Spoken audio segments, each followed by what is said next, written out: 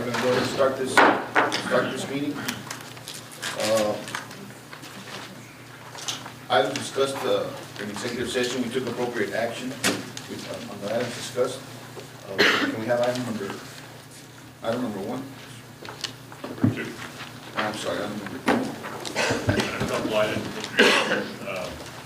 I did pass out a calendar for the upcoming month, and a couple things. One is we need a special meeting as soon as we can. I'm going to Austin tomorrow. We're getting additional grant money for Finance Condito, Finance Ball subdivisions. We're going to approve that tomorrow. We have a contractor. We're going to need, once that's done, approval of the contractor by this board. So it's possible it'll only take a few minutes, but I'd like to set a meeting, if possible, for Friday or next week at the board's convenience, so we need to do that so we can get the contractor started under construction. Friday next week, just Thanksgiving week. Or this week we could do it. I think we better this week. We do it, it won't take but a few minutes. What time do you all want to do lunch? You do a lunch meeting. Friday? Friday? Yeah, well, as long as we have a quorum, we're okay. Is Friday okay with everybody? I will not be here. What day is good for you? Thursday's fine, but I didn't get back. Yes. Thursday's good for you? Exactly. 7 to 2 hours. Monday of next week? Monday's fine. Monday you do? Mayor, I can't make Friday, Monday, you make Monday? Monday if possible. But Al, what about you? Any day? I can check my calendar, I'm sorry. This Friday's the best for me. I've got four. Well, we can. Friday would give you 4. If Al can make it. Yeah, we just need a quorum. Okay, poll the board, see which of. Well, listen right now, we got here Friday, it's fine, 12 o'clock. Yeah, 4 to Friday. Okay. I won't be. The other, Remember, the 4 of you have to be here. 4 members, right? Yeah. But I mean, I'm already letting you know that I will not be available yeah, Friday. yes. I'll be stuck in Okay, so you got 4 right here. yeah, You're okay. all right. The other thing is, our January board meeting is the 8th, and the prior 2 weeks are the holidays, and that will be difficult with people on vacation to get items in. Wondering if we could move that to the 15th for just that 1 month. I have no problem. That way it gives people coming back from, otherwise we may not have enough items for an agenda. Can we change that to the 15th? I'd make a motion to go ahead and change it to 15. It's Do we need a not motion? action. Okay, no action, just make it okay. Okay. A couple items. Is that, do you all have a holiday that's Martin Luther King Day? I don't know if that's a PUB That was today, holiday. wasn't it? No, that's Never been more for. Huh? Yeah. Okay. I want to start, got a couple items. The first I wanted to cover was the summary of the golf tournament by Lucy Hernandez.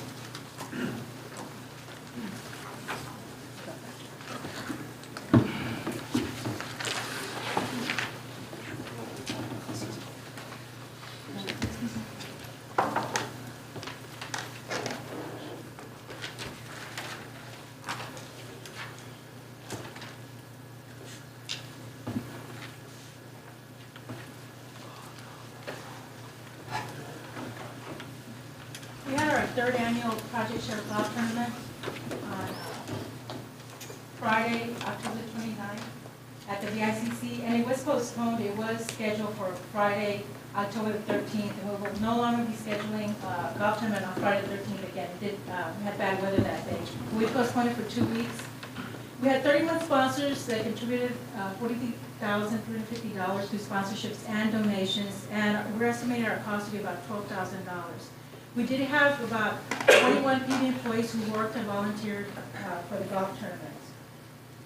This time I'd like to recognize our platinum sponsors. These are our sponsors who provide us with $5,000, and we have the law offices of Davidson and Trolio, Murray, Montgomery, and O'Donnell, and NRS. Our gold sponsors, we did have 5 gold sponsors, and they provided us with $2,500, and we have Strada and Horsa, Goldman Sachs, Fulbright and Jaworski, Wells Fargo, and R.W. Beck. We had 10 silver sponsors. Tenasca Power Services Company, Kelly Hart and Hallman, A.G. Edwards, Siemens, and Electro High. And we had Brownsville Orthopedics, Brandes, Rodriguez, Colvin, and Cheney and Sines, McCall, Parkhurst, Horton, and CRRC. Our proceeds for the golf tournament are going to be used for project share and scholarships for high school graduates. We will award 9 1,000 scholarships to high school graduates, and with the money that we raise, we'll be able to assist over 100 families. And since 2004, that's the first time we had a golf tournament, we raised over $100,000 and awarded 18 $1,000 scholarships and helped hundreds of families through the proceeds of the golf tournament. And I would like to recognize 3 employees who really worked very hard on the golf tournament this year. And the first I'd like to recognize is Nora Cavazos. And I think Nora is here. Is Nora here? Nora? Nora was very, she collected most of our sponsorships. Without her, I don't think the golf tournament would have been as successful as it was. It was a little bit more difficult this year with our sponsorships, but Nora did a great job for that, and I do want to thank Nora for that.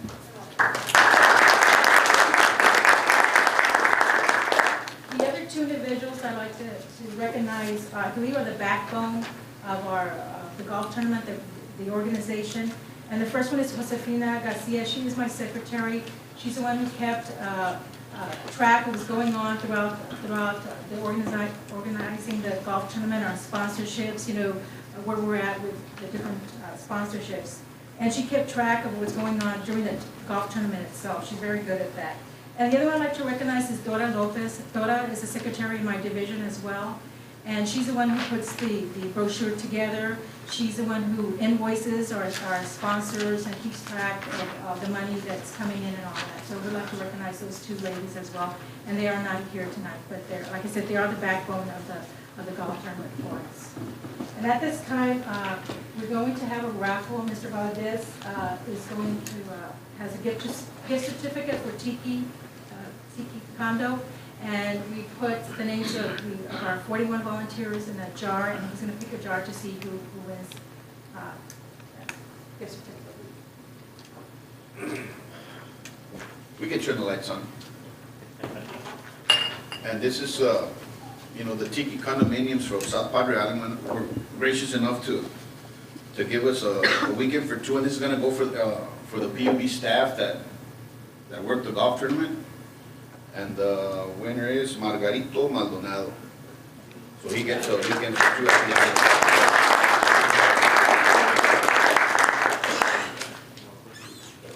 All right. Well, before we go on, I don't know if you can do something as far as getting some certificates for those volunteers. I mean, some kind of recognition. I think we deserve that. And I believe in giving credit where credit's due. This was the brainchild of our chairman, Chris Valdez. I think it's important that people know that he was the one. I know he didn't do it with that in mind, but it's important that we recognize that we welcome those kind of ideas that have proven to be very successful for the benefit of the community. But it takes a team to make it happen. With all the volunteers and you have made it a success twice already. The second year in a row. 3 times. 3 times. And it's really not, it's real easy to have an idea, but all the hard work that the PUB staff has done, I really haven't done anything. You guys are the ones that deserve all the credit. It requires a Thank lot you of very hard much. work, and we thank you for that. Okay, thank you. All right, thank you very much, Mr. Sanders. Okay, Anything else? Financial report? Amber?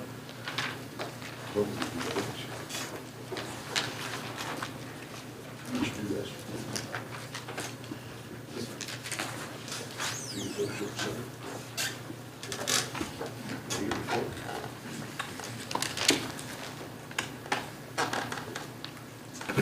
Mr. Chairman, Mayor, members of the board, I'm Leandro Garcia, Chief Financial Officer for Brownsville PUB. And I'm very pleased to present to you our fiscal year 2006 financial performance report. At this point, our numbers are still unaudited. They're not the final numbers. Our audit is underway, and we'll report to you at a later point with our final audited numbers. As you can see, we did achieve quite a significant increase in revenues. Our net operating revenues for the fiscal year was $185,146,911. This made out of good parts our operating revenues, $165,253,630, and then wholesale revenues of $19,893,281. And on that wholesale revenue piece, we have been fortunate to as a result of marketing some of our energy, making money on it. You'll see further down on the lower part, we did incur expenses of $14,710,851 against our gross revenues for wholesale revenues, netting us a margin of 26.05 or $5.1 million at the end of the year. Other revenues netted in $5.1 million, interest of $3.4 million, other non-operating income of $1,452,000. Total our gross revenues of $195,192,729. As part of our calculation for the city transfer, we pursuant to our ordinance and bond covenants, we do back out fuel and energy costs as well as wholesale energy expenses and Southmost Regional Water Authority contributions, and which provides a net adjusted gross revenues of $104,943,908. The 10% city transfer is calculated based on this amount, and it's for the end of the year, it's calculated at $10,494,391. On the expense side, our combined O&M and other non-operating expenses total to $42,859,269. Debt service, $23,287,835. Debt service was in line, very much in line with projections, for total requirements of $66,147,104. And this is excluding fuel and Southmost contributions or requirements. Netting this $66 million against our revenues leaves a balance available to surplus of $34,102,144. This is net of $4.6 million in COP usage. The $34 million has been distributed to, based on the formulas, after netting out usage on the city transfer, $5,799,731 for the city, and $28,302,413 balance available to BPUB. The $28,302,000 PUB balance provided funding as budgeted for some key increases to some reserve accounts. As you recall, we established an operating reserve account back in August 2005 at $12.5 million. During the course of the fiscal year 2006, we added $1 million, bringing it up to $13.5 million. We established a fuel adjustment sub-account of $4 million in an effort to mitigate fuel factor increases. We do have this $4 million available for fiscal year 2007 use if we do encounter spikes in, that require fuel factor adjustments. And we do have a way to mitigate those increases and provide some relief to our customers. Our planned CIP funding of $10.7 million was realized also with this surplus available to the PUB, as well as the first installment of $3 million for Improvement Reserve Fund. As you recall, we, based on our covenant and the ordinance, are required to establish a $15 million Improvement Reserve Fund over a period of 5 years. This $3 million represents the first installment, and then we're currently underway in 2007 with our second year installment. The net, after achieving budget requirements, results in a $9.6 million balance available in our improvement fund as surplus monies. This $9.6 million is $8.4 million above projected final improvement fund surplus. When compared to budget and prior year, our net operating revenues of $185 million were $26.2 million above our budget of $158.9 million, or 16.5%, and $30 million above our actual 2005 net operating revenues, or 19.3%. Gross revenues of $195.2 exceeded budgeted amounts by $29.8 million, or 18%, and exceeded 2005 actuals by 33.1 million or 20%. Our adjusted gross revenues of 104.9 exceeded budgeted amounts by 5.0 million or 5%, and 2005 actuals by 13.8 million or 15.1%. On the fuel and energy cost side, we did exceed budgeted our projections. The 71.6 million exceeded our budget by 11.2 million or 18.5%, and it exceeded our actuals for 2005 by 9 million or 14.4%. O&M expenses resulted in a favorable end result here. The 39.2 million is 1.5 million under the budgeted amount of 40.7 million, and 2.5 million or 6.8% over 2005 actual. These next few graphs show the balance available to surplus, 34 million compared to 28.5 million planned and 32.9 million actual in 2005. The 28.3 million that is available to PUB exceeded the planned 22.5 million by 5.8 million, and the 2005 by 2.7 million.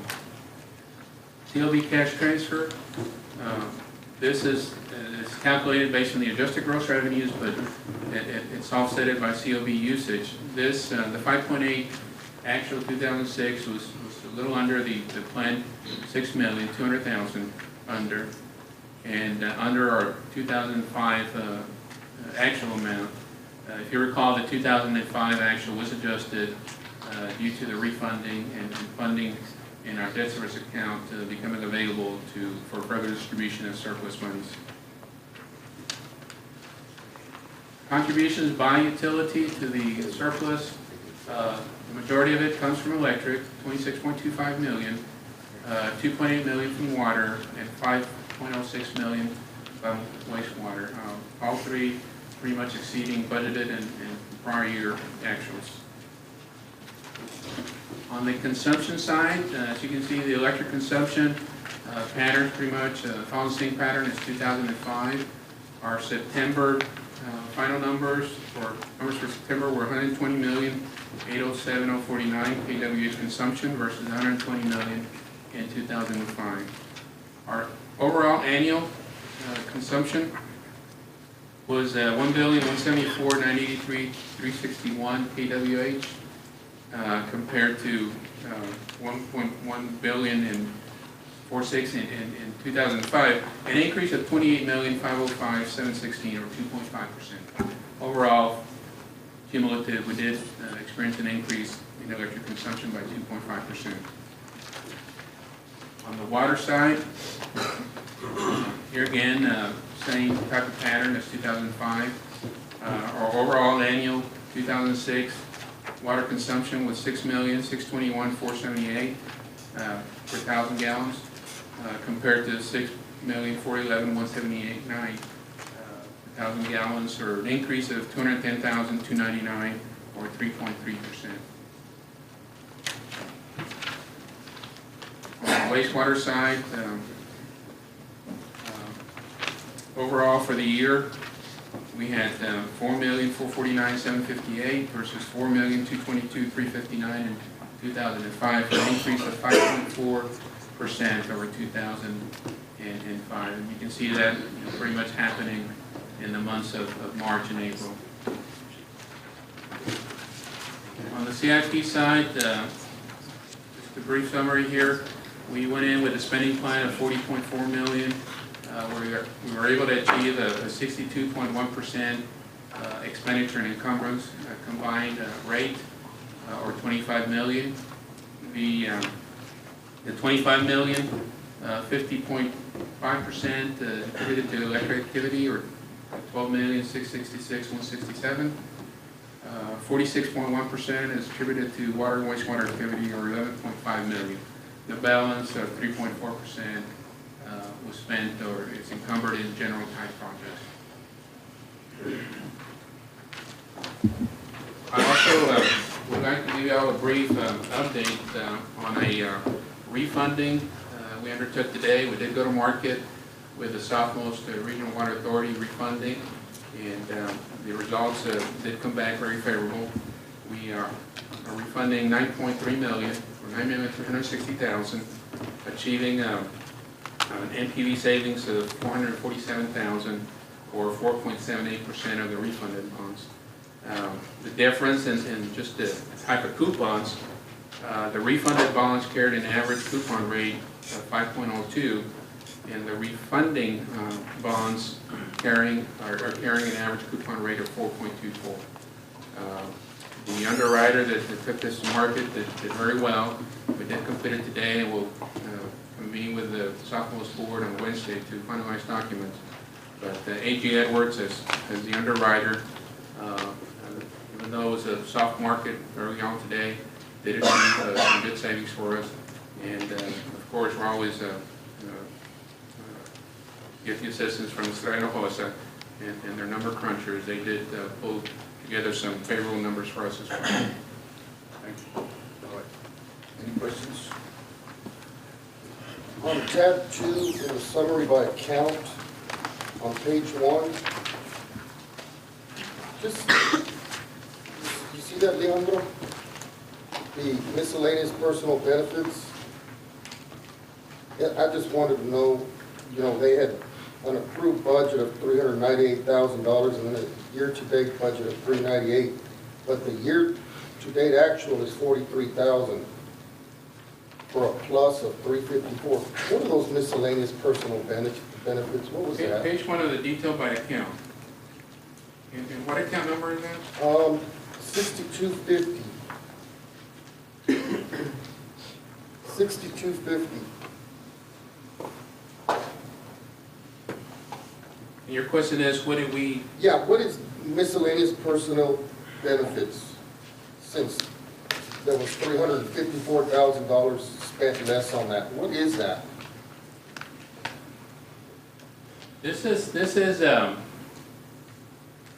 These were some funds that we had accumulated for some adjustments to personnel wages. So most of the money was not spent because we didn't need to make some adjustments to any salaries or any other benefits. But for the most part, what we did spend, I will have to get back to you. Please, I'd appreciate it. And one more question. The overtime and the sick leave went up about $500,000.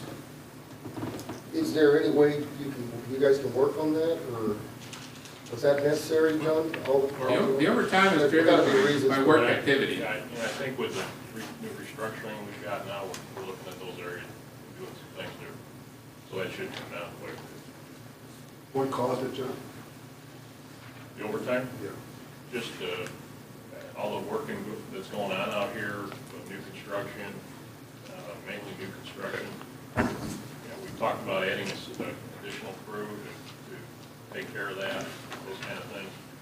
Now, the sick Repairs leave, at the plant as well, John? At the work Repairs at Silas Raid. Silas Raid 9.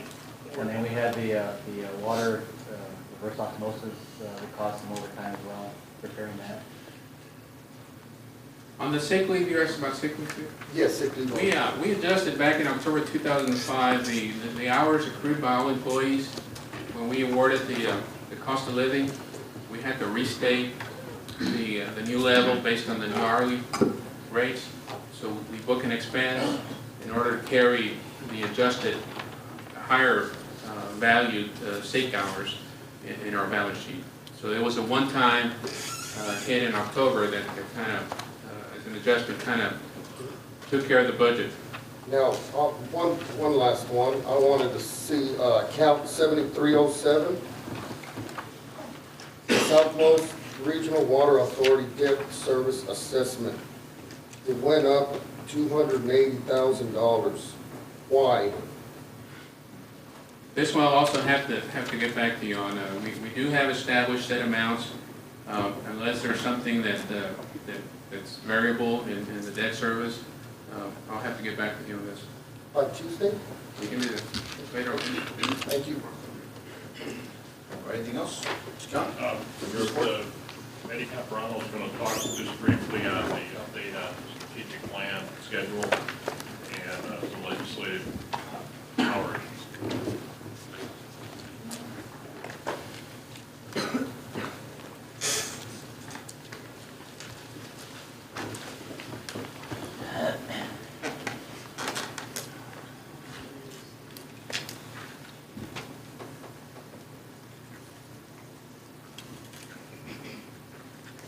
Find the.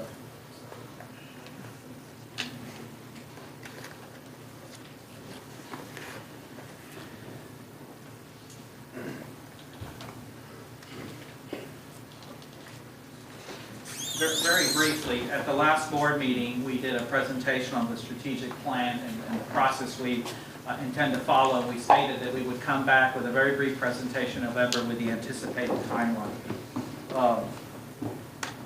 The timeline, of course, one of the things that we brought to the board was going out for requests for qualifications on a consultant. Essentially, not a consultant to do the comprehensive planning or the strategic plan, but essentially just one to utilize as a resource. We will complete those. Those will go out. We anticipate roughly 3.5 weeks for response to those. We've identified about 7 to 10 consultants that are in the business of providing services on the strategic plan. The statement qualifications would be due in December. We would review them the balance of the month. We would hope to come to the board with an invited list or paring that down to 3, 4, depending on the responses and how they look, and ask them to present to the board for your consideration and input. We would do that in January. We would come back in February with the contract. We anticipate that once that is done, then we would actually get into hot and heavy into the actual process of going through the strategic plan review. 3 months is aggressive, but we think we can do that. Essentially, we would come back and would be looking at the end of May to conduct the board workshop on the strategic plan with any changes to be presented in June for board consideration. The implementation in effect would start with the January presentation by the consultants and selection of a consultant. So even though the timeline we think is aggressive, we do want to get it ready to where some of the issues that may be discussed and presented not only by the board but in the strategic plan also be issues that would have budget implications. So we want to be through, so when we get into the budget review in June or July, that some of those issues that need to be addressed would also coincide with planning for the budget process. Very brief, very short, so expect us back in January for input on the consultants, and then in February with a contract approval, and then expediting and getting involved in the process we would call on the board for its board's time and participation, that beginning in the spring of the coming year. Lastly, I would like to talk a little bit about the 80th legislature is going to be going into session in January of this coming year, and the legislature is not waiting. On Thursday, I attended a joint committee of the Senate Business and Commerce and the House Regulated Industries Committee, essentially on 2 things, both of which are of interest to PUB. The first item for discussion and testimony that morning had to do with Highway Department issues. Highway Department is a major constructor in the state of Texas, and it's very obvious to us here in Brownsville. You see major construction going on the expressway. There's going to be major construction going on 511. And one of the big issues with that is a policy change that perhaps the Highway Department is exploring TxDOT. And what it is essentially is perhaps requiring payments from those individuals who occupy the public right-of-way. Well, that has implications to PUB as it does for the city of Brownsville and any other utilities that may be located within the public right-of-way. What they are proposing essentially is that perhaps they would present a policy that would require utilities such as PUB or city, perhaps if it has storm sewer lines in the right-of-way, is to pay a lease amount to have those facilities there. I can tell you that that's just an exploration that is going on behalf of the Texas Department of Transportation. It wasn't received very favorably because it does represent a shift in policy. And essentially what it represents is the Highway Administration does ship a lot of dollars to Texas based on what we all pay in the federal gas tax. And the thinking of the legislature that was there, or those that participated, that this might represent a double payment, because in effect what you have is a shifting of getting the money from those projects from the Highway Administration that are funneled to the state of Texas to pay or reimburse utilities in those cases that are eligible for reimbursement to relocate the utilities, to no longer do that and then require the utilities to pay to have those facilities within the right-of-way. There's also situations, for example, and I can state to PUB, is where we are not eligible for reimbursement to relocate our utilities, but we have to pay. One example is just all of the work on the expressway. We spent close to $6 million relocating utilities in that work, and we're not through yet. So this shift in policy that's being discussed by the Texas Department of Transportation could be one that would have an impact on the utilities as well as the city. So we're going to continue to kind of track that legislation. The other issue that was discussed was really more intended to the investor-owned utilities in the deregulated markets, and that is why persistently high electric rates. I'll give you an example. And part of that was, if you read in the paper, that TXU just posted its record earnings in the last quarter of over $1 billion. The price to beat that all of these utilities are working towards right now is about 16.5 cents. That compares very favorably to what our rate is. For example, if you look at what our rate is right now, we're about 5 cents less than that price to beat. So the legislature just wanted to send a message to the investor-owned utilities that if they did not see any downward pressure to reduce rates, that they perhaps would do something. And that has important on us because some of the discussions may be, since we have the opportunity to opt into deregulated market, is whether they would do something to force that market down by impacting the municipal utilities. While there's no anticipation that that may occur, it still is something that we will be watching in the 80th legislature. So both of those points are important. And then just one last note, as we get into getting ready and working with the interagency group, we will bring back to the board what the legislative agenda will be for this upcoming session and how we will track those issues that are important to us. One other example would be funding for the Ocean Water Desal project. That is a project that we're going to be watching closely and looking and participating in and tracking in the legislative session. So a very brief report, Mr. Chairman. Thank you very much, Mr. Thank you. That's all of that. Okay, before we go to item number 3, we do have a public comment, and I'd like to go ahead and take it at this time because it's only one. We don't want to just stay all night here waiting for us. Mrs. Garcia. And before you start, Mrs. Garcia, I'm just going to go over the rules. There's a 5-minute time period, and the speaker must identify by name, address, and organization affiliation, if any, before speaking. And questions and comments should be addressed to the chairperson, not to an individual board member, the CEO, or member of the audience. And no formal action can be taken. And you respond. And we cannot respond to you. And you got 5 minutes. Okay. Good evening, board members, Mr. Chair. Can I have the secretary deliver a little gift that I brought to you, gentlemen? Please. Could you deliver that?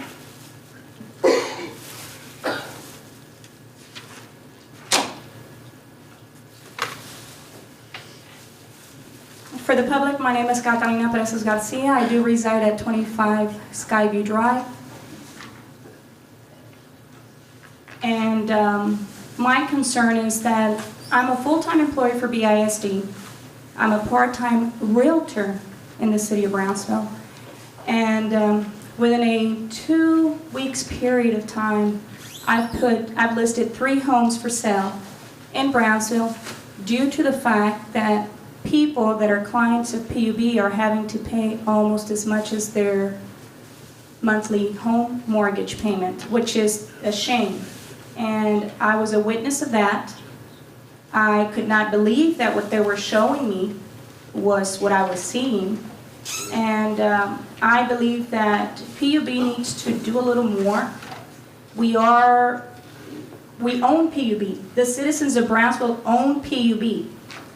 And I'm going to tell you, gentlemen, I had never approached PUB board because I just didn't feel it was important. But for the past 6 months, I've been paying $560, $579. I think the least I've paid is $432. I have 3 children. I have a high school student, a middle school, and an elementary student. My kids are expected to go to college. I am trying to save money so when they go to college, they don't have to struggle. But with our system going the way it's going, it's not going to allow the middle class to do what we want to do. It's not.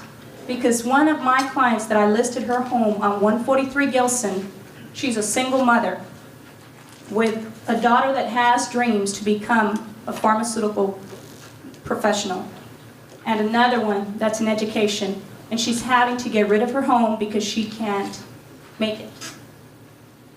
And yes, I've been told PUB is less, and you know, come on in and sit down and we'll put it together for you. It doesn't work. It doesn't work because I have friends, realtors, that are in the Upper Valley, and it seems that we're paying a lot more than anybody. And don't go back to it's the war in Iraq, it's the oil. I mean, I think we're getting pretty tired of it. Last week, I spent a whole personal day on and off at the corner of Oliveda and Egley, watching people come down here, and I asked them. I made I just did a little study, my own study.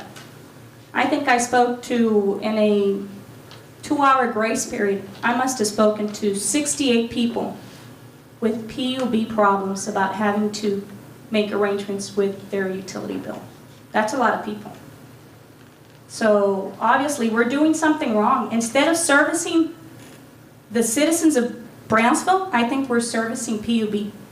That's the bottom line. We're providing, I mean, we're not heading anywhere in any way in a good direction.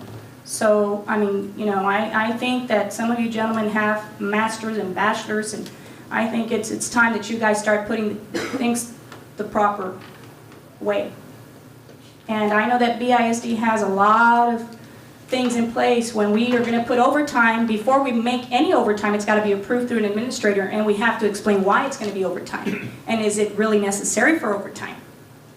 You know, and if we have to cut positions, I mean, sometimes, let's say if I need an extra custodian, no, you let that custodian do, and we can't hire right now.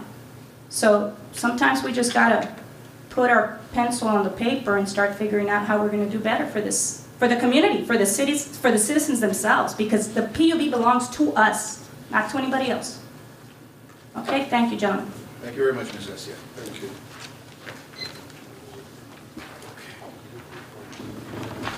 10 minutes late, but I was just saying, we're not gonna let me.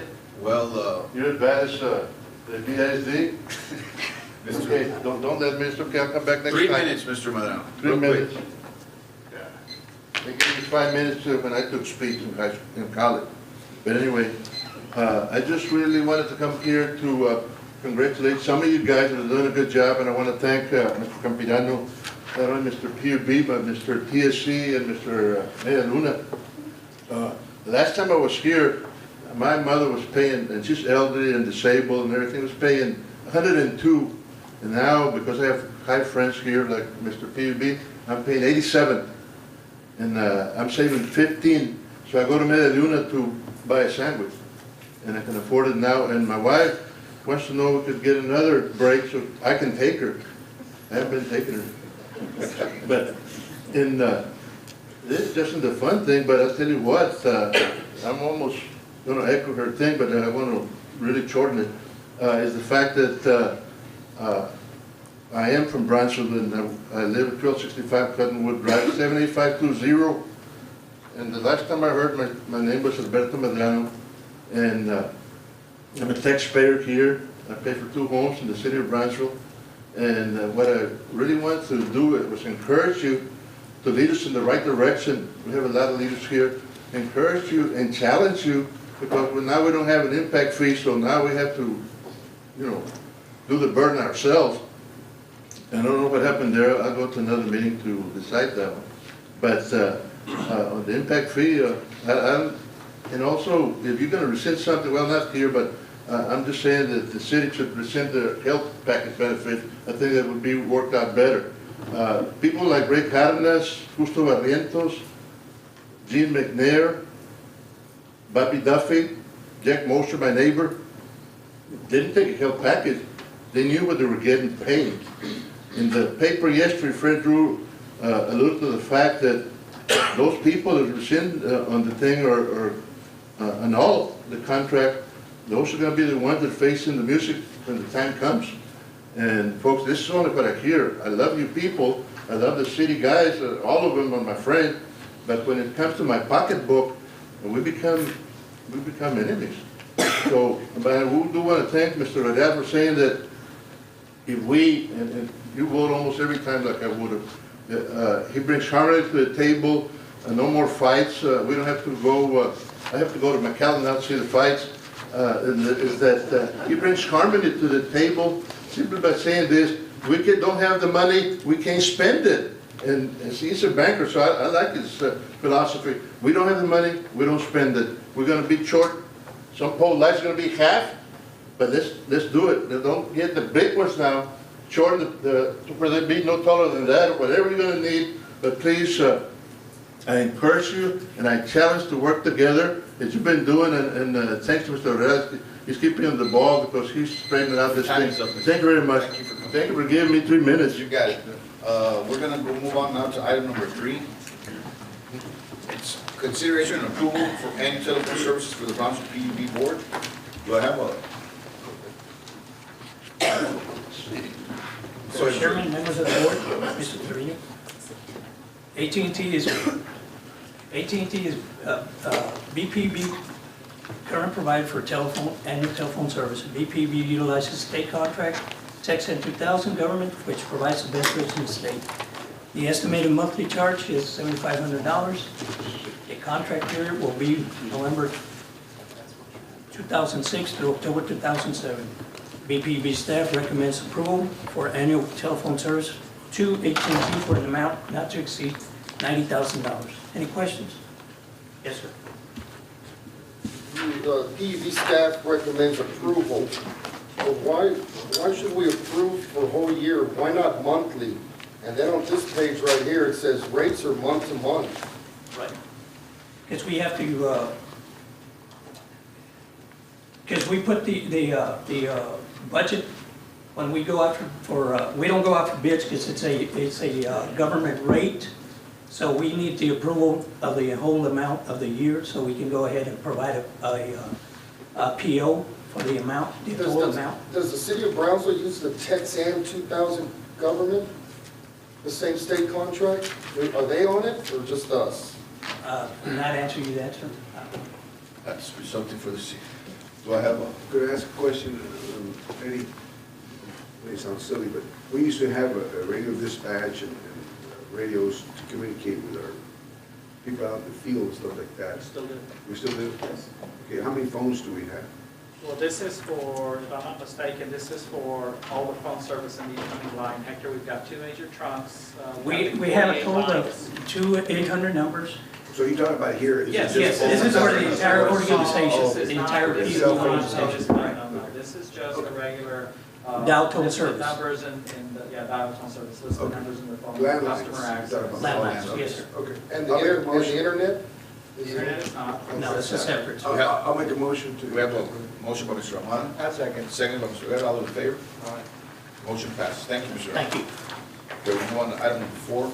Consideration and approval of BPUB's basic life, AD&D, basic long-term disability, voluntary life, AD&D, voluntary short-term disability, voluntary dental, voluntary group cancer, dread disease, and voluntary group vision insurance and cafeteria plan administration. Mrs. Hernandez. I make a motion to abide by staff's recommendation.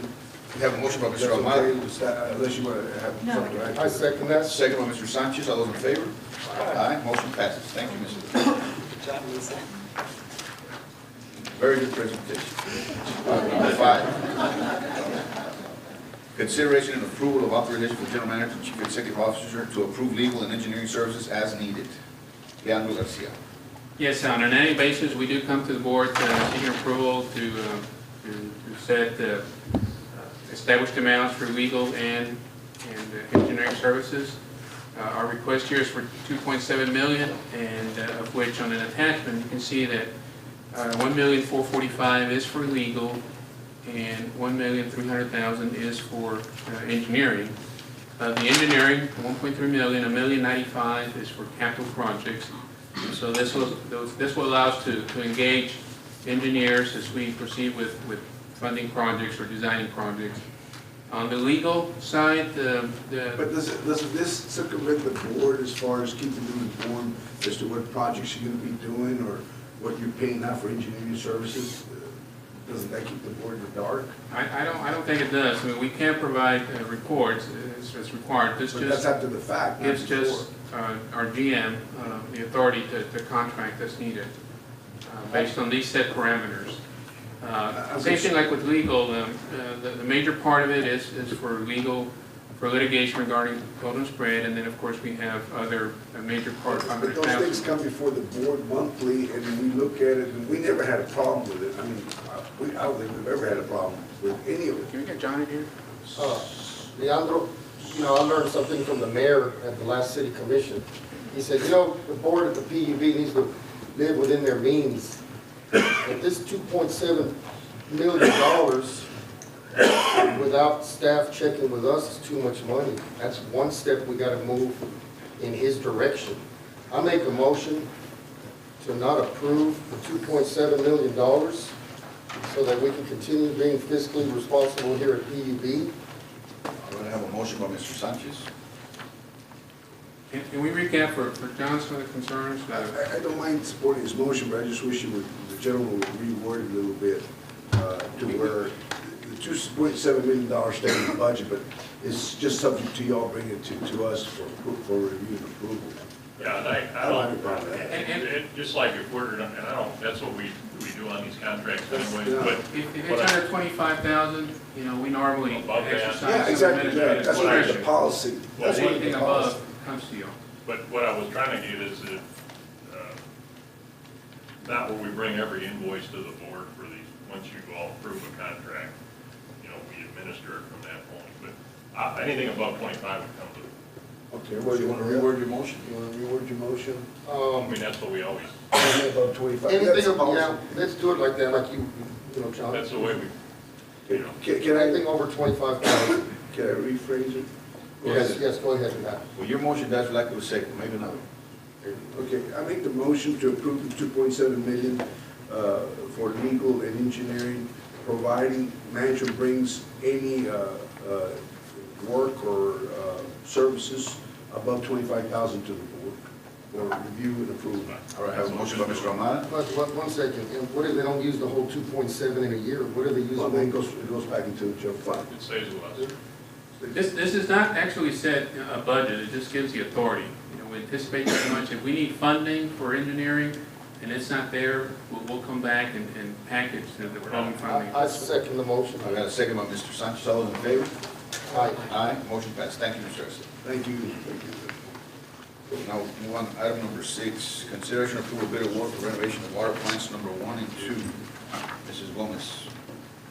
Mr. Chairman, members of the board, the main building structures at water plant number 1 and water plant number 2, improvements include replacement of aging and inoperable broken windows at both plants.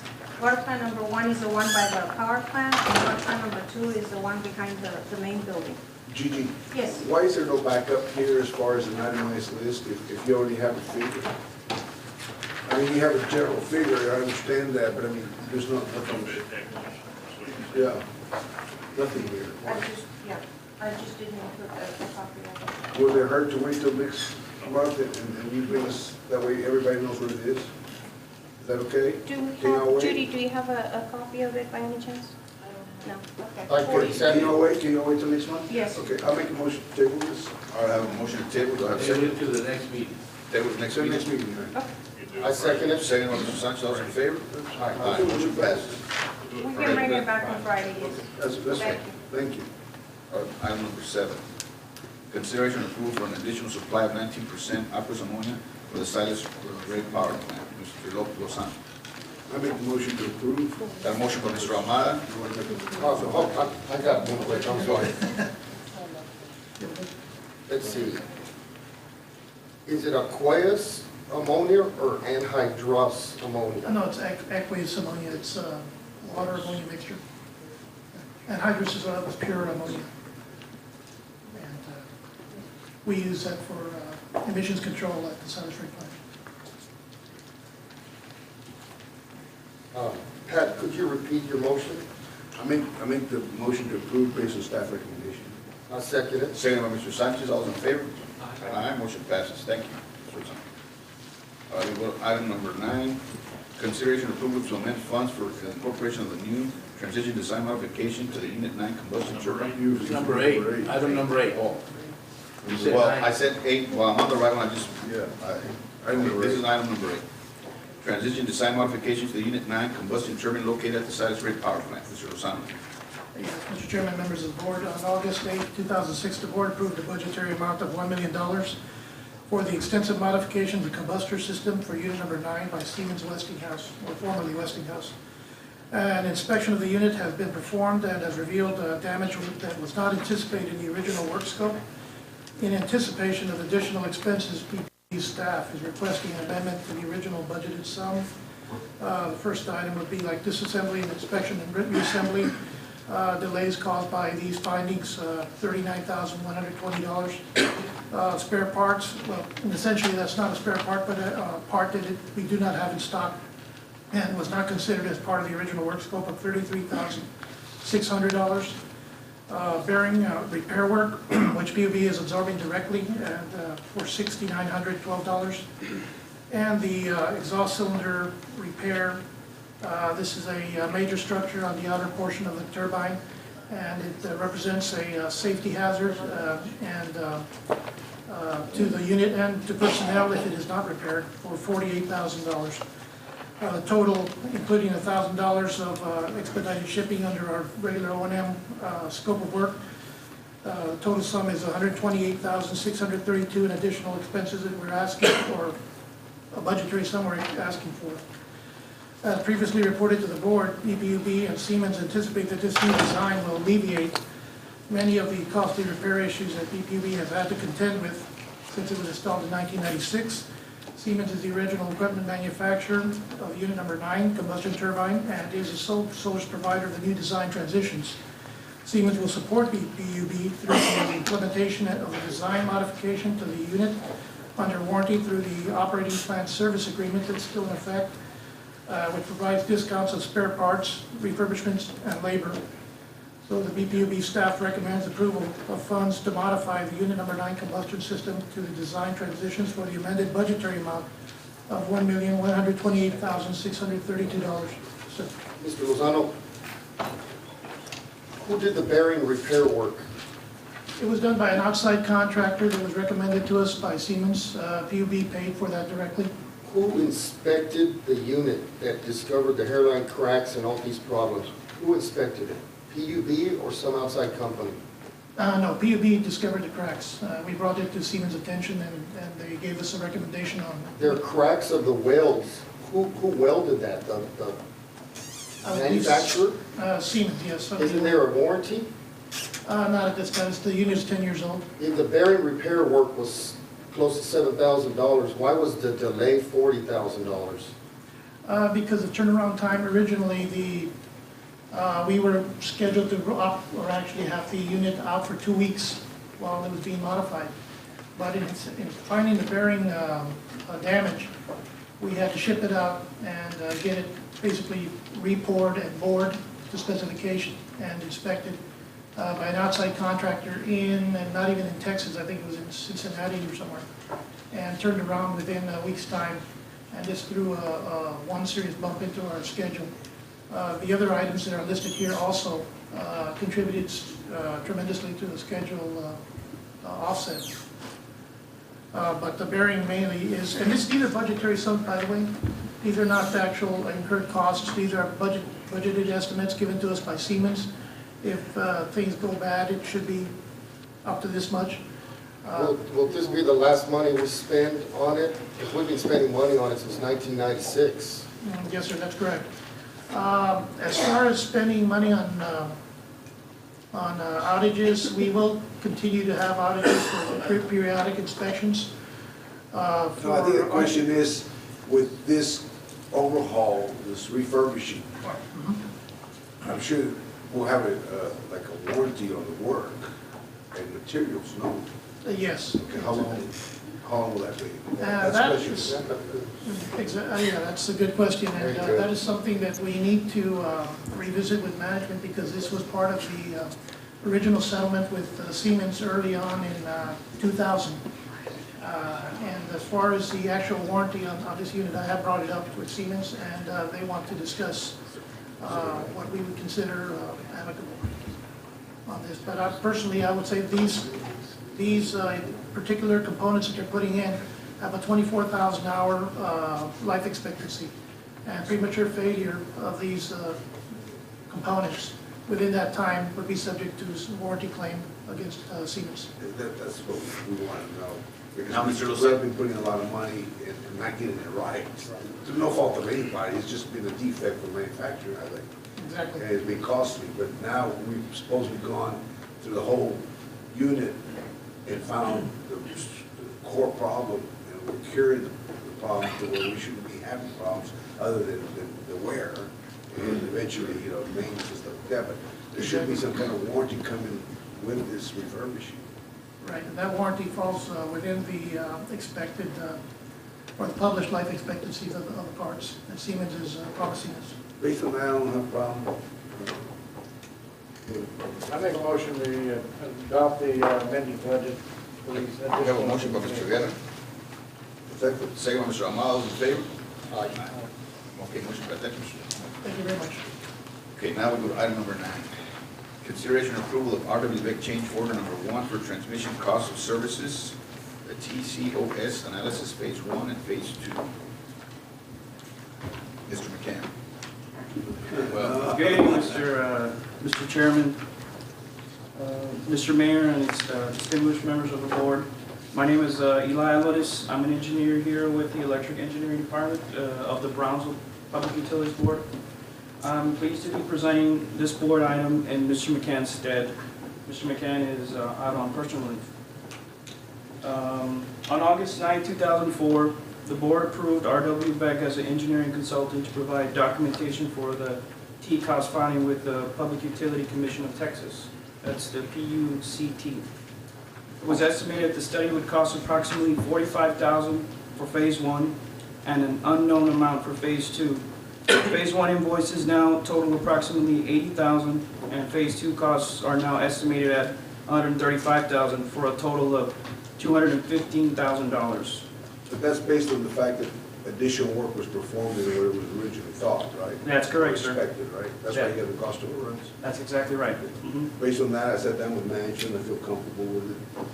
If y'all do, I'd like to make the motion. Pass. We have a motion by Mr. Ahmada. I just wanted to make one point here Oh, yeah. real quick.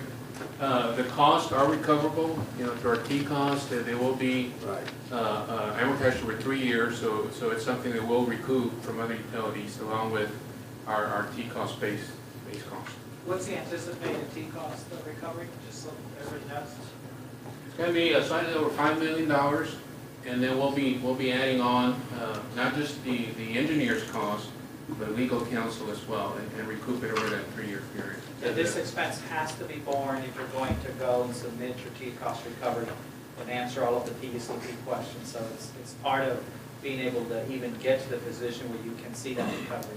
We have made significant progress with them and anticipate some resolution here. We got a motion in a second. I mean, come on, somebody what?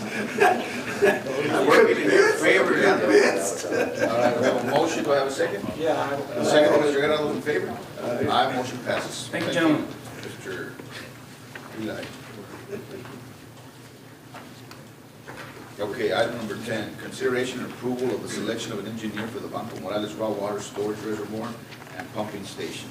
Mr. Chairman, members of the board, I put this item on here. We had presentations tonight at the workshop with the board's desire to select a firm so we can negotiate at this time, or you want more time to? They all submitted proposals, didn't they? I know they did the presentation, but they also made, I would respectfully ask, since I was not able to do the workshop, that we table it so that I can at least have a chance to review the presentation, the document again. I'll second the motion to table.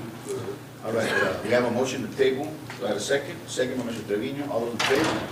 Aye, motion is tabled. Thank you. All right. We're gonna go to item number 11. Consideration and approval of resolution rescind, resolution number 2006-0911-05-1C-12. Mr. Brusiak. Mr. Chair, members of the board, this was a resolution the board approved in September on the payment of impact fees. We were trying to see if we could collect the fees once construction was completed before we accepted the system, but under the subdivision rules, we can't do that, so we're asking to consent this resolution. This was done to help developers, but didn't pan out, so I'll make the motion to. Okay, we have a motion by Mr. Ahmad. Rescind. Second by Mr. Villarreal. All those in favor? Aye. Motion passes. Item number 12. Consideration and approval of resolution adopting amended rules of the Brownsville PUB. Okay, I put this item on the agenda, and respectfully, and nothing against, personally against the mayor, but I believe that actions by the ex officio member on this board to circumvent the board and not inform the board on matters that affect this board and are being taken by the city, I think undermines this board.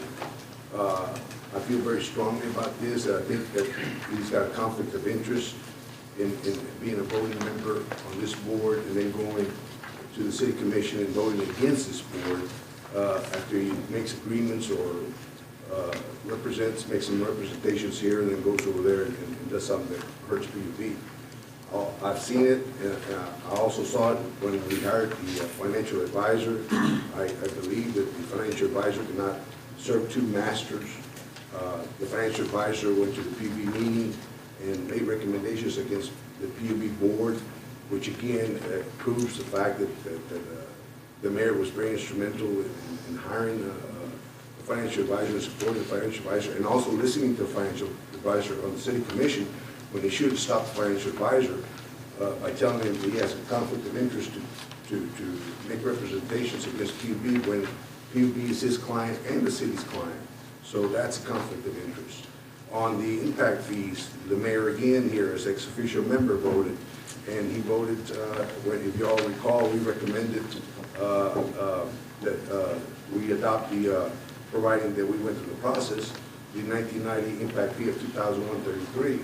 The mayor did not agree, and we compromised with the mayor, and he agreed to do an impact fee study, and also agreed to abide by the study here on this board, and we spend the money based on the representations made as an ex officio member of this board and as the mayor of the city, and we hired an expert at $220,000. Then he went against his own recommendation here, and I think that sort of points out the conflict of interest the mayor has here. Another point was Statute 395 in the impact fee process. We're not in compliance with Statute 395 right now, and we did everything we could to be in compliance. And again, the mayor went against us, this board here, and I think it has adversely affected it.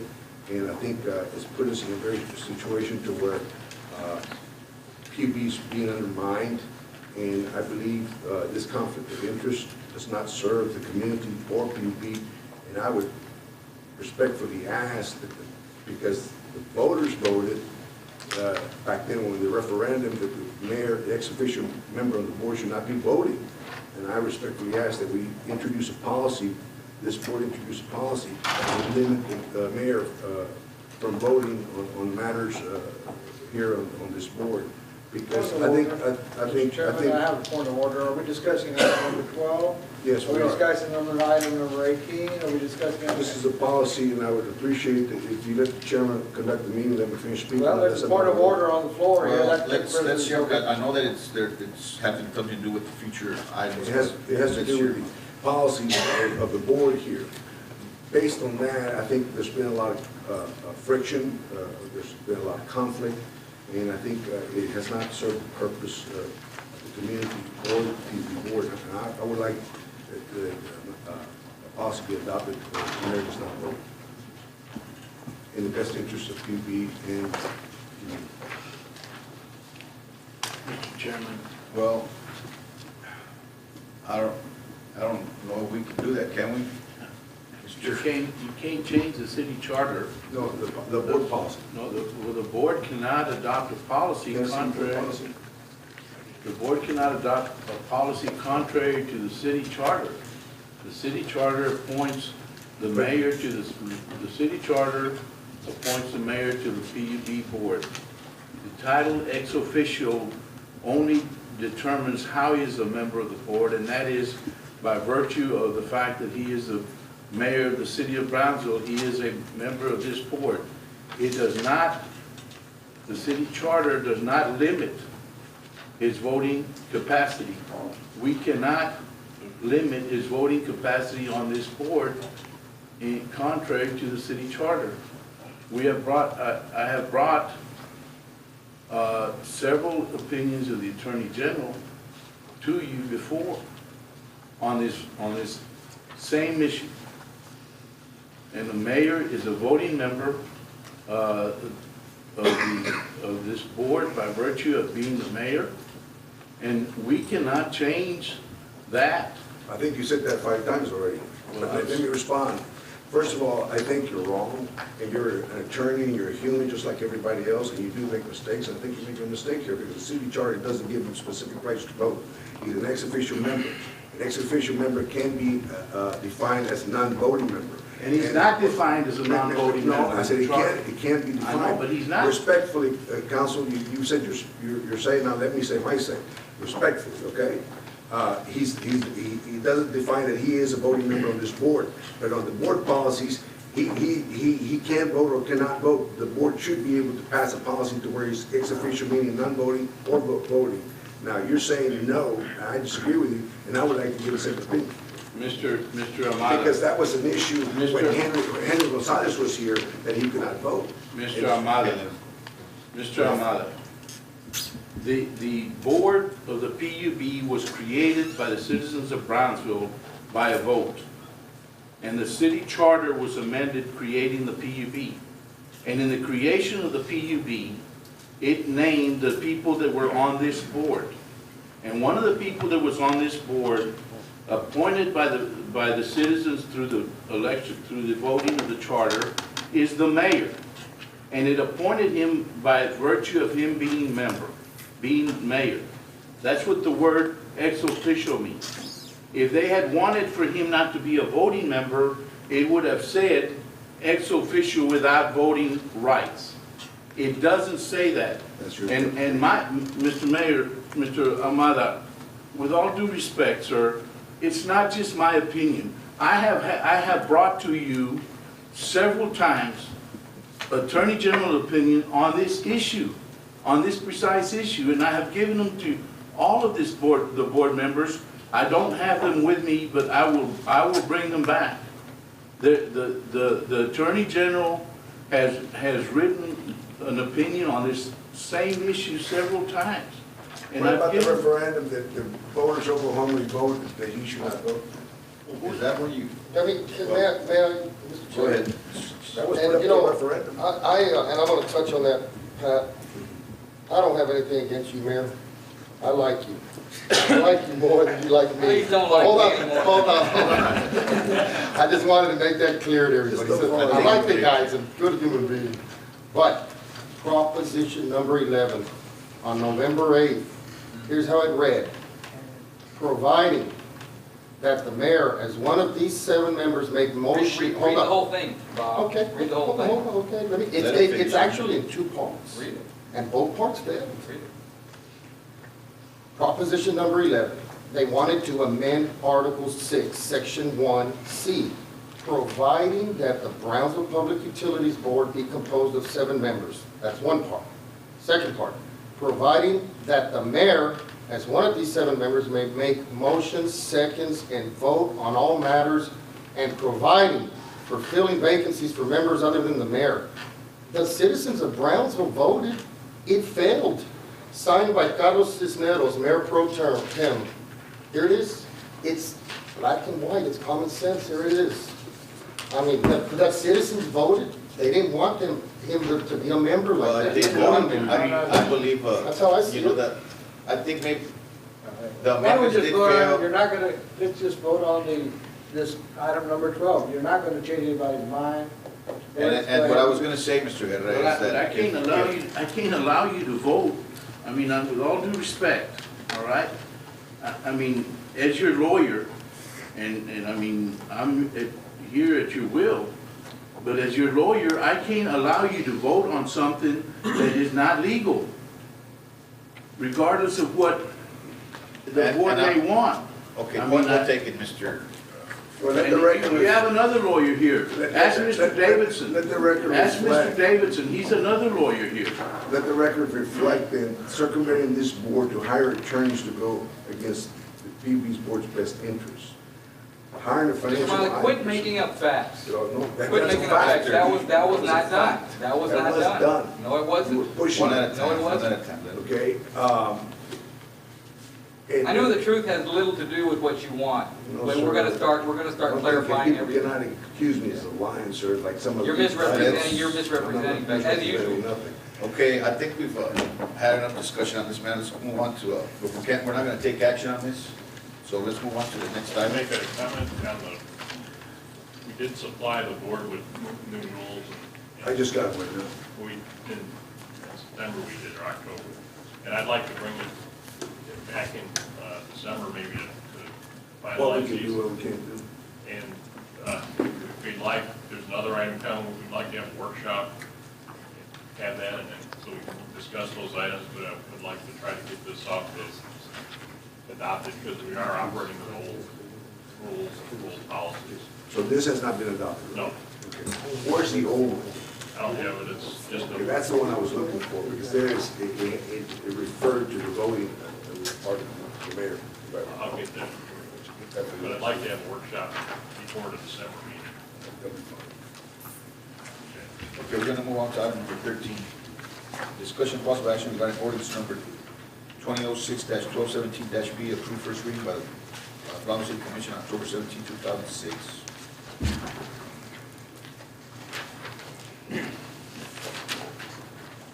Mr. Armando. Okay, that's 13.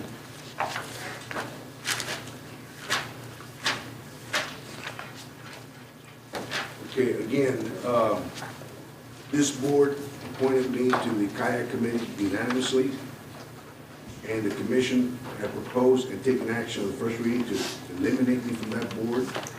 And again, without informing the PUB, it just happened that I found out, and I contacted the attorney of the city, who also did not know that there was undercurrents to remove me from the kayak after being approved by this board unanimously to serve in the kayak and approved by the city commission. It just goes to show again that we have a mayor that's in conflict with this body here and is doing things to undermine the PUB board and does not respect, or wants to work with this PUB board as we have tried to work with him, because he's taking action or attempting to take action to go against what this PUB board had decided. So, you know, that goes to show that there is conflicts of interest, and you cannot serve two masters in a voting way on this board in the city, because I think we're not here to represent the mayor. We're here to represent our community. We're here to represent the best interest of PUB, and I cannot and will not tolerate or condone these type of actions, and I will stand up and speak out against them as long as they continue. And I will work with the mayor as long as he wants to work with on the best interest of the community. But past actions of the city commission shows that who really owns this town, who really runs this town, and his actions in support of undermining PUB has pointed that out very clearly. And it's not this board, it's not the citizens of Brownsville, but special interest. Just, Do we have just a any- point, a motion here, what is the point of this whole thing? There is no action, I it's just- just I a just soapbox made for my Mr. point. Ahmad to get up and make a political speech. I object to it. I was You can gonna, object all you want, I did. I know you did, and I object to any other further ones on the agenda tonight. Object all you want. all right, do we have any recommendations?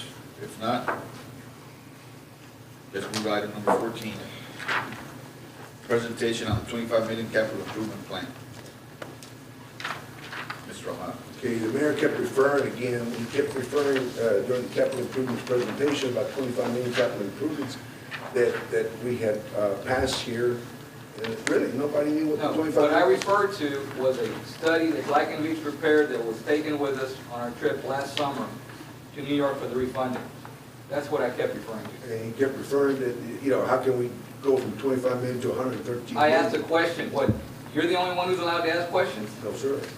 Well, we want to clarify it for you here. Do you know what he's talking about, John? Well, we've got a copy of what we took to New York and hand that out to the board. It's a single sheet. What it was our capital plan for the next 5 years going forward. On what? Capital plan on what specifics? Water, sewer, electric. Water, sewer, electric. This has nothing to do with the proposed capital improvements. No, this was before the impact fee study. Do you have any questions, ma'am? You're the one who brought it up, Mr. Morrow. Well, no, you were the one that was, I made reference to the 25 million, which is right there. You wanted to bring it up. but you were hammering management there that how can we go from 25 My million to question 113 was, how did million? we go from 25 to 135? You want to answer that, John? Well, this is the capital plan. It's actually, the plan was 1.2 on here that we took to New York. But that has nothing to do with the land use assumptions or the proposed You capital. know, this was what we improvements. took based on our projections for growth at DB and our fees that are in place at the time. This was what we projected for the next 5 years.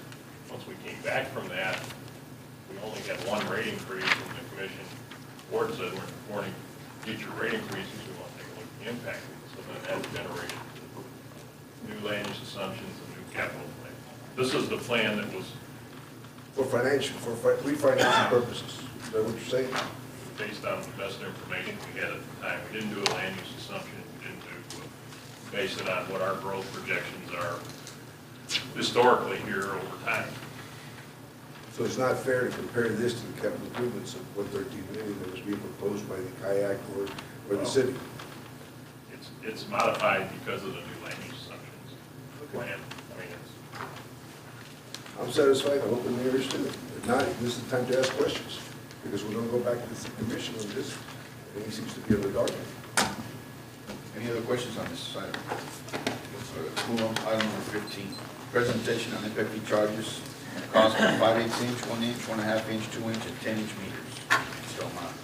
General Manager, there was a documentary on the city channel where Commissioner Hernandez was being interviewed as far as small business in a 2-inch line. Do you know of any small business that has a 2-inch line? we did a compilation of all the connections at different sizes. I'll ask Eddie, can you have that list, Eddie, of 2-inch meters? We tried to identify the 3/4, 1 inch, 2 inch, larger size. I went down that list, I could not find any small businessman that needed a 2-inch.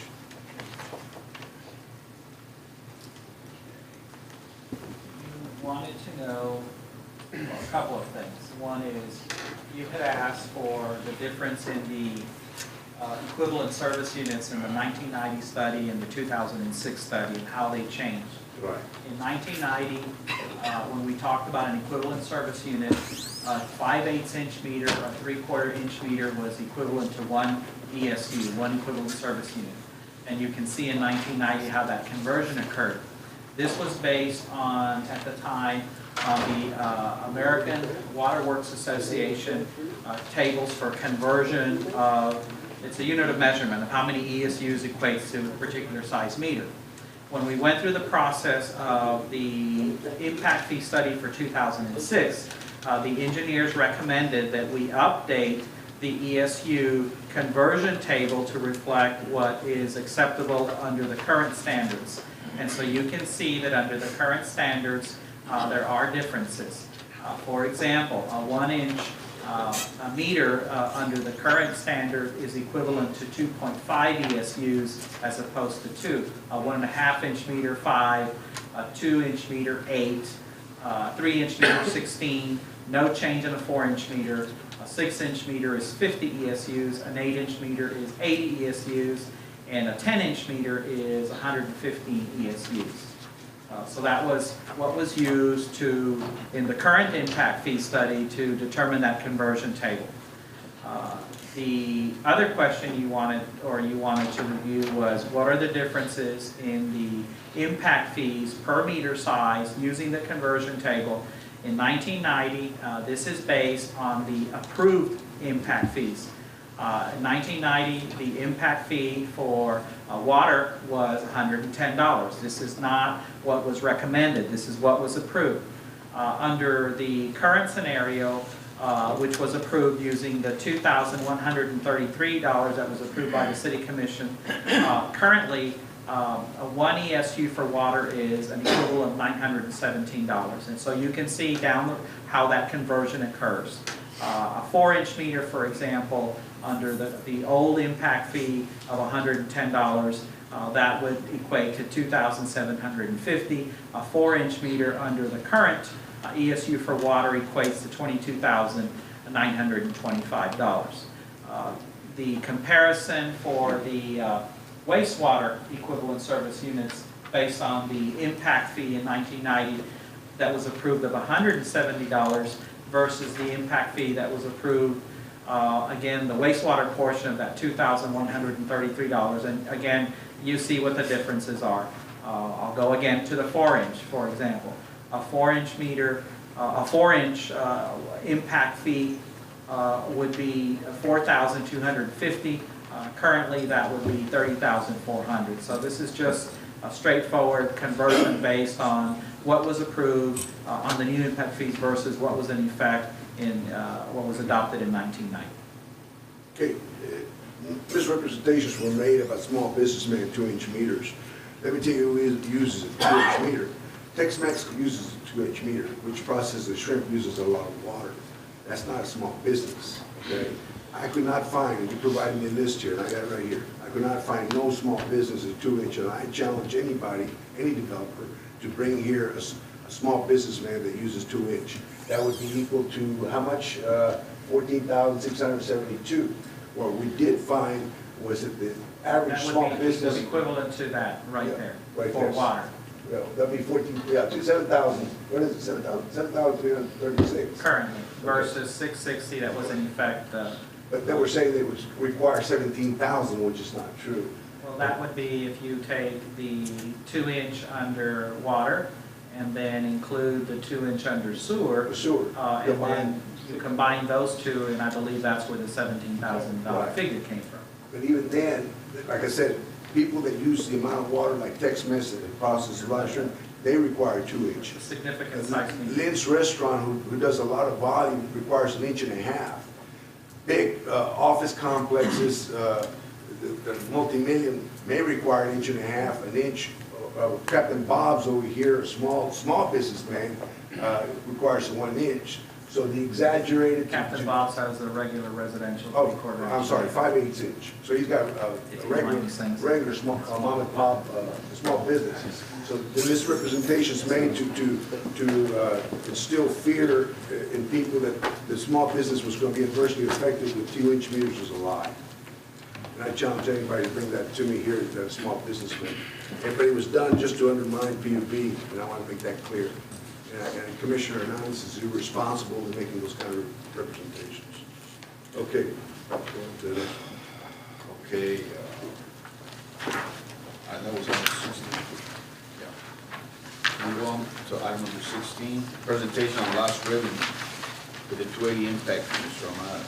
Okay, I asked management from now on to get, and we're giving our reports here, monthly reports, our loss, now that we have gone back to the 1990 fee of $270 for water and wastewater combined.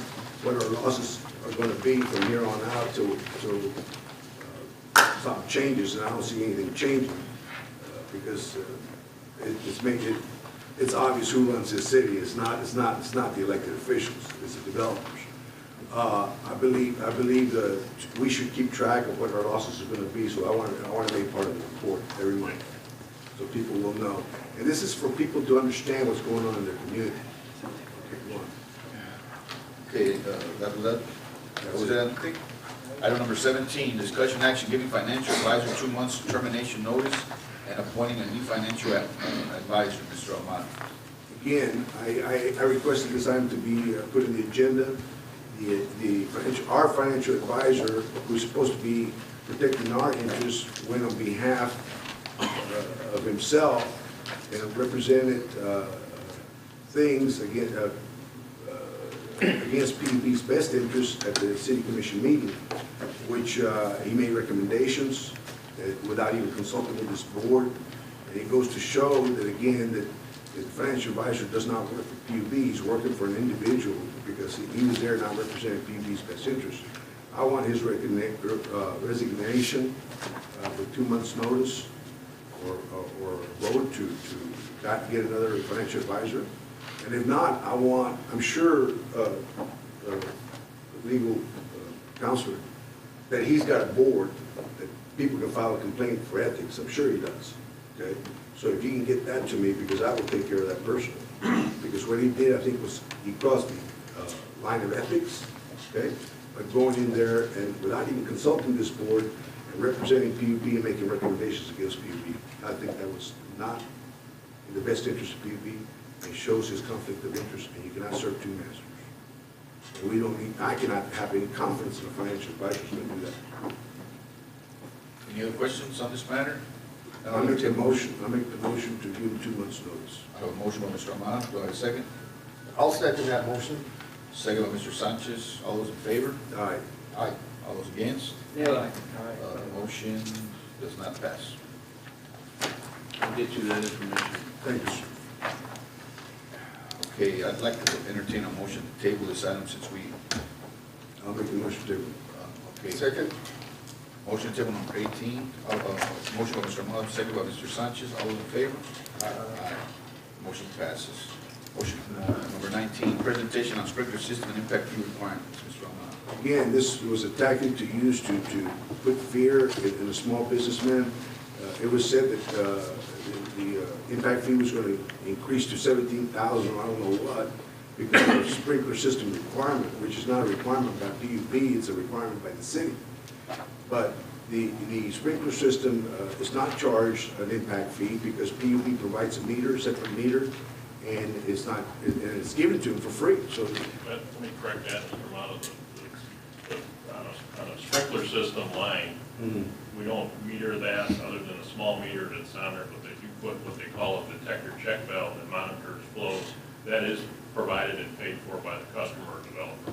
Now, John, how true is it that, but that does not have to do with the impact. There's no impact fee assessed that though. how true is it that we have a valve that costs around $40,000 that's needed for one of those That systems? depends on the size, like a 6 or 8 inch, because it goes in a vault with a cover and bypass. Those are for your bigger warehouses or bigger factories and things. Like Hospitals, those kind of things. So they require, how about So you're talking about a hospital. But you're talking a big fire system for well, because they said over there on the city commission, and I was surprised that I thought maybe that but they don't pay an impact fee, they pay for part of the that. fire line. Yeah, but that has to do with the city requirements or state requirements, not with PUB. Well, the fire line requirements, but we have to monitor the flow on that. We require that valve. And it can go from a 3 inch to a 10 inch, depending on size. But those are really big industry or big customers, malls. It has nothing to do with small business. No, those are big ones. But there's, And- even with that, there's Well, no you know, impact. but the small business that fire sprinkler is gonna have that, Yeah. it's gonna have a charge. Question is, and I was surprised like Mr. Valadez, when I heard the amount of 40,000. Yeah, but, okay, now you're But saying that, that's but for that changes. how What many about square? for the small amounts, Well, smaller we got- warehouses? I know the city approved it, like for How about a 2-inch line? Because most law, If a 2-inch sprinkler system was required, the way that I've seen the specs that the city has, they can combine that with their domestic use for. So does that an additional? So that doesn't- So that does, they do pay an impact fee on that, because now they could separate that. you can't regulate which they're using. Right, they could separate that and have just that valve on there and a separate line for domestic. How much would a valve for a 2-inch line cost? Oh, nowhere near as. Well, how much? Maybe in and I out. know it's 40,000, but I don't know, a thousand? couple thousand. I'm just saying it's a small, I mean, they're deciding. Most of the calls that I got, and Mayor, if you remember, I told you in the meeting that your problem is gonna be with the sprinkler systems. And I based that on the amount of calls that I was getting from small businesses, complaining not about the impact fee. And as a matter of fact, a lot of people, nobody complained about the impact fee because we have a family-owned business, it's a water and ice business. And we do 40 tons of ice a day, and we bottle a lot of water. And we have a 2-inch line that we put in about 15, 20 years ago, but we could get away with a 1-inch line.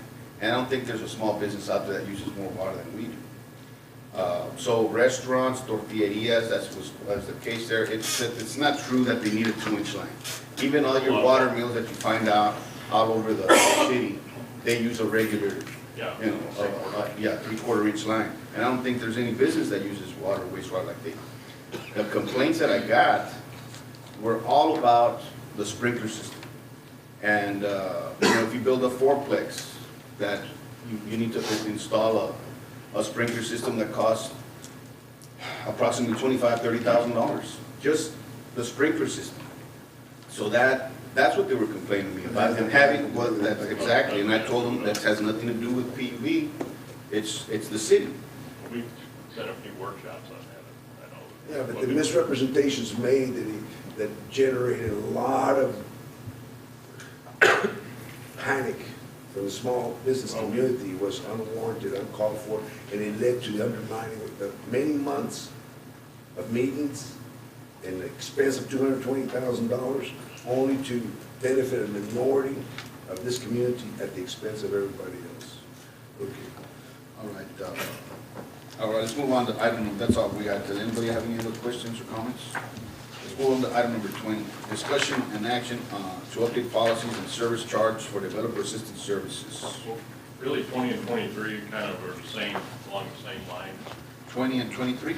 Yeah, and what the board had instructed, actually as part of Black and Beach's second phase of the impact fee study, was to look at all of our fees, our service fees, review fees, and they're working on, that was the second phase once the impact fee was done.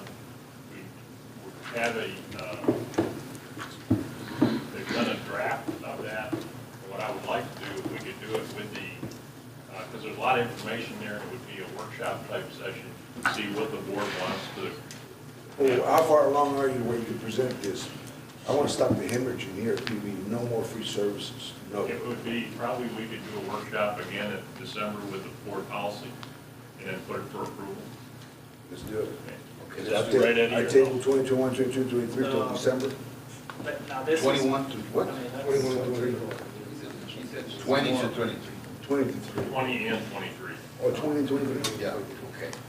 All right, do I have a motion to table items number 20 and 23? We'll bring something. Motion by Mr. Ahmad, second by Mr. Sanchez. In the final form. All those in favor? All right, motion passed. Item number 21, discussion and action on making the plats approved for development and impact fees paid good for 12 months only, and the money's non-refundable. I've been informed that we can't do this as far as non-refundable, but there is a policy to where if they don't do it in 12 months, is that right? You know, Eddie, what the. And I think Gigi can speak to it a little bit better. Essentially what it is two things. Our policies require them, once they get a plot and all that done, to complete all the improvements within 3 years. However, I think the city policy says if when they're ready to go and they've had a plat approved, they submit their I guess cashier's check or whatever, and if there's no activity and it expires within a year, then they require them to go through the replatting process. So they have to go back to the. Only if there is no activity. That's more of a city, it's required in the subdivision ordinance than it is under our policy, would simply say, hey, if you're gonna get a plot approved and you do that, you've got 3 years to complete the improvements. Well, I make the motion then to abide by city policy. Well, we do. That's kind of one of the issues if you. But you say we have a policy, it's 3 years. Right, but we follow the city policy if that doesn't affect, Let's make it does formal, occur. let's make it formal to where we're tied to the city policy. If No you- conflict there. There is. I make the motion that we make it formal, we tied to city policy. One of the things that we will be doing as part of the review on all of these policies to make sure that we are consistent with all of the ordinances in effect. I got a motion by Mr. Romano, second by Mr. Sanchez. All those in favor? Aye. All those against? Motion passes. All right, we're gonna move on to, wait a minute. 21. That was 21, we're going to 22. Okay, I thought he was tabling. No, we tabled 20 and 23. I'm sorry, all right. We're gonna go item number 22, discussion and action on policy to service water and wastewater to single certified areas only. Okay, this again was brought to my attention, because the impact fee has been rolled back to 270. The concern I have is that areas could be platted and for they're dual or triple certified, and we have to service, and I would rather not service them until we have an impact fee that's realistically, because it's gonna cost us more to provide the service than what we're taking in. You know, and now that you bring that up, I have a question. Let me finish, please. But, the risk is that we could lose our certification. Okay, we could lose our certification, we would do that, is that right? Right. Is that right? Okay, so, based on that, I would not want to do that because it would hurt PUB. So, as long as we're not providing infrastructure like we did over there off of military, where we provided $500,000 worth of infrastructure for Mr. Simmons over there. When he gave us the land, then he took it, he got the infrastructure, okay? So I think if we're within that, I'm okay with tabling this. We're okay, right? Yeah, this be a cost determination to service these. Well, I mean, They pay it. we don't make money on the water and wastewater, right? A little bit. Well, but, I mean, when you brought this up, I mean, do we have to go into single certified areas, that mean, that don't belong to us, No, it's the multiple certified areas. that we have to go? If you're in a single certified area, like if you're, our policies say if you're within PUB service territory and you want service, that we can't refuse the service. However, the policies also say that the person requesting the service must pay for that extension of service to their property, and that we do require. See, what we don't, we also. Let's say there's a request for water and wastewater service to a section of town or a development that's Magic Valley Electric only. This would be electric. This is water and wastewater, not electric. Yeah, well, that's what I'm saying. But if they're requesting wastewater and wastewater service, Has nothing to do with the electric side of the business, strictly water and wastewater. Up on the board here are the water certification areas and the wastewater, and then on the wall here is the electric, they're all different. So it's not tied to the electric. okay, so then we're talking about just certification of the water wastewater, That's the electrical doesn't have Has anything. nothing to do Because with there are some single certified or some that we're not a part of, that's somebody else and we're in. And the same thing with water and wastewater. There are some providers in what is now the city limits of Brownsville that we can't provide water and wastewater services because the city has grown into somebody else's territory. The danger is that when you're in these double, dual, or triple certified, that if we don't provide the service, the developer can do a MUD, like for instance, a BICC, and then the mess is there for us to come in, and it'd be very costly to clean up, because it was substandard built. And that's my concern, but as long as we can provide the infrastructure over there, we're okay. So I'll make a motion to. Okay, motion table by Mr. Amar. Second by Mr. Sanchez, all those in favor? We're gonna move to item number 24. Item 23 was tabled. Discussion on capital improvement advisory committee chairman David Vela's letter to the city commission and Ariel Chavez statements regarding PUB impact fees. Mr. Omar, I'm sure you can go quick. Again, there's representations made. The chairman made representations there. Where's his letter? I don't know. There you go. The chairman of the kayak made representations that, it says here, as you are aware, the determination of this maximum impact fee was not a recommendation by the kayak to adopt the maximum. Our final charge as a committee was advisory in nature, and we made no recommendation to the city commission regarding an actual impact fee to be assessed. In fact, and in point, several committee members agreed to that any recommendation would be short-sighted on our part without first reviewing an economic impact study. That was never brought up. That was never on the agenda. That's not on the minutes. Okay, that's not on the minutes. And this gentleman just misrepresented what took place there. All he's saying is that several committee members agree. It's not saying that the kayak made that recommendation. We've been making misrepresentations there that we had something to do with this. He might have a personal opinion, but economic impact study was never discussed, nor part of the minutes, nor on the agenda. It says, in my opinion, and it's his only personal opinion, a decision of this magnitude should be made only after a thorough economic impact study. That's his personal opinion. That's what it says. Okay, not, but it was, but like if But it does seem that he's speaking for kayak. Hey, wait a second, but he's also undermining the kayak. He's undermining the kayak, because this is what we wrote, okay? It says that the resulting amended impact fees be determined by the city commission and be imposed by city commission. We never came up with recommendations to what it should be, never. And for him to make those kind of misrepresentations, I think undermines his chairmanship as being the head of the committee that was charged to do a task, and I think takes the credibility away from him that he's there to serve in the public interest with an objective mind for the purpose of advising the commission like we did. I take issue with that because the management was hammered with that at the meeting. He was ambushed with it, and so we were. All were. But again, all of this was done to create and instill fear by developers, by the citizens of Brownsville, and to undermine the work we did and the costly time we spent.